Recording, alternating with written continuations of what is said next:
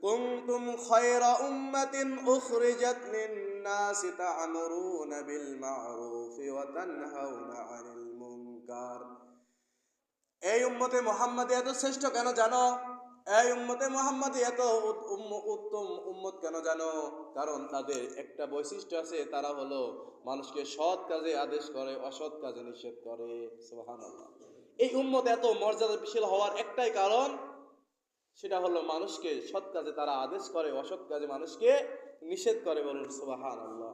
নিজে নামাজ পড়তে হবে, পরিবারকে নামাজ পড়তে বলতে হবে, কারণ যে নামাজ পড়লো, নিজেকে পরিশুদ্ধ করলো, আল্লাহ পাক রব্বুল আলামিন তার উপর সন্তুষ্ট হয়ে গেল। বলুন সুবহানাল্লাহ।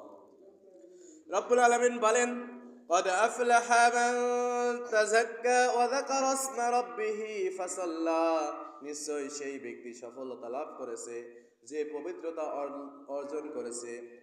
قد أفلح من تزكى, নিশ্চয় সে ব্যক্তি সফলতা লাভ করেছে যে নিজে পবিত্রতা লাভ করেছে, পরিশুদ্ধ করেছে, নিজের অন্তরটাকে তাজকিয়া করেছে। ওয়াযাকারা ইসমা রাব্বিহি ফাসাল্লা, অতঃপর আল্লাহর সন্তুষ্টির জন্য আল্লাহর স্মরণে নামাজে দাঁড়িয়ে গেছে। সুবহানাল্লাহ।